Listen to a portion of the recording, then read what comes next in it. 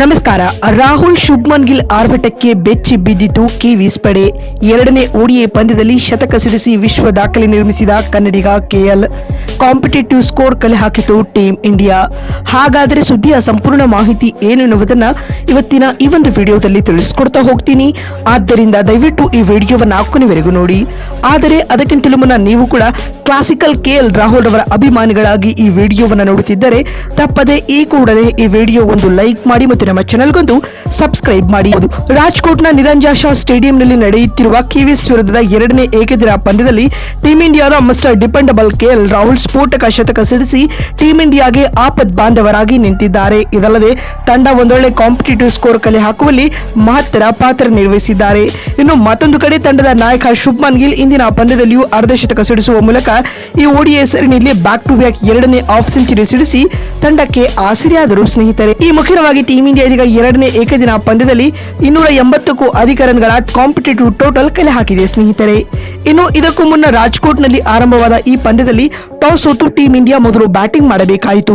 ಅದರಂತೆ ಇನ್ನಿಂಗ್ಸ್ ಆರಂಭಿಸಿದ್ದ ಭಾರತ ತಂಡಕ್ಕೆ ಶುಭ್ಮನ್ ಗಿಲ್ ಹಾಗೂ ರೋಹಿತ್ ಶರ್ಮಾ ಒಳ್ಳೆಯ ಆರಂಭವನ್ನೇ ತಂದುಕೊಡುತ್ತಾರೆ. ಸ್ನೇಹಿತರೆ, ಮೊದಲ ವಿಕೆಟ್ಗೆ ಈ ಇಬ್ಬರು 70 ರನ್ಗಳ ಜೊತೆ ಆಟವನ್ನು ಆಡುವ ಮೂಲಕ ಭದ್ರ ಅಡಿಪಾಯವನ್ನ ಹಾಕಿಕೊಟ್ಟರು. ಆದರೆ ಅದಾದ ಬಳಿಕ ರೋಹಿತ್ ಶರ್ಮಾ ತಂಡದ ಮೊತ್ತ 70 ರನ್ ಆಗಿದ್ದ ವೇಳೆ 24 ರನ್ ಬಾರಿಸಿ ವಿಕೆಟ್ ಒಪ್ಪಿಸುತ್ತಾರೆ. ಇದಾದ ಬಳಿಕ ಶುಭ್ಮನ್ ಗಿಲ್ ಅರ್ಧ ಶತಕ ಬಾರಿಸಿದರಾದರೂ ಅರ್ಧ ಶತಕದ ಬಳಿಕ 56 ರನ್ ಸಿಡಿಸಿ ವಿಕೆಟ್ ಒಪ್ಪಿಸಿದರು.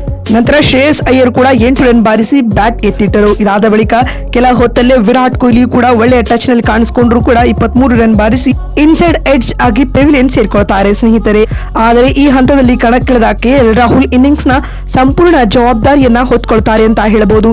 ಈ ಮಧ್ಯೆ ರವೀಂದ್ರ ಜಡೇಜರವರ ಜೊತೆ 73 ರನ್ಗಳ ಪಾರ್ಟ್ನರ್ಶಿಪ್ ಹಂಚಿಕೊಳ್ಳುವ ಮೂಲಕ ತಂಡದ ಮೊತ್ತವನ್ನ 200 ರತ್ತ ಕೊಂಡೊಯ್ಯುತ್ತಾರೆ. ಸ್ನೇಹಿತರೆ, 27 ರನ್ ಬಾರಿಸಿ ಒಳ್ಳೆಯ ಸ್ಟಾರ್ಟ್ ಸಿಕ್ಕರೂ ಕೂಡ ಬಿಗ್ ಇನ್ನಿಂಗ್ಸ್ ಮಾಡುವಲ್ಲಿ ವಿಫಲರಾಗಿ ಪೆವಿಲಿಯನ್ ಸೇರ್ಕೊಳ್ತಾರೆ. ನಂತರ ನಿತೀಶ್ ಕುಮಾರ್ ರೆಡ್ಡಿ ಅವರ ಜೊತೆ ರಾಹುಲ್ ಮತ್ತೆ ಅರ್ಧ ಶತಕದ ಪಾರ್ಟ್ನರ್ಶಿಪ್ ಕೂಡ ಹಂಚಿಕೊಳ್ತಾರೆ. ಮತ್ತು ಅಷ್ಟರಲ್ಲಾಗಲೇ ಕೆಎಲ್ ರಾಹುಲ್ ತಮ್ಮ ಅರ್ಧ ಶತಕವನ್ನ ಕೂಡ ಪೂರ್ಣಗೊಳಿಸಿಕೊಂಡ್ರು. ಈ ಮಧ್ಯೆ ನಿತೀಶ್ ಕುಮಾರ್ ರೆಡ್ಡಿ 20 ರನ್ ಬಾರಿಸಿ ಪೆವಿಲಿಯನ್ ಸೇರಿಕೊಂಡ್ರು.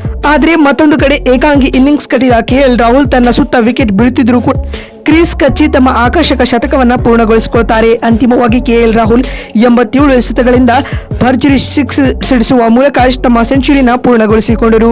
ಇದರೊಂದಿಗೆ ತಮ್ಮ ಓಡಿಐ ವೃತ್ತಿ ಬದುಕಿನ 8ನೇ ಸೆಂಚುರಿ ಸಿಡಿಸಿದ ವಿಶ್ವ ದಾಖಲೆಯನ್ನ ರಾಹುಲ್ ನಿರ್ಮಿಸುತ್ತಾರೆ. ಸ್ನೇಹಿತರೆ, ಅಂತಿಮವಾಗಿ ಟೀಂ ಇಂಡಿಯಾ ನಿಗದಿತ 50 ಓವರ್ಗಳಲ್ಲಿ ಇದೀಗ 7 ವಿಕೆಟ್ ಕಳೆದುಕೊಂಡು 284 ರನ್ ಕಲೆ ಹಾಕಿದೆ. ತಂಡದ ಪರ ಕೆಎಲ್ ರಾಹುಲ್ 92 ಎಸೆತಗಳಿಂದ ಅಜೇಯ 112 ರನ್ ಬಾರಿಸಿದರು.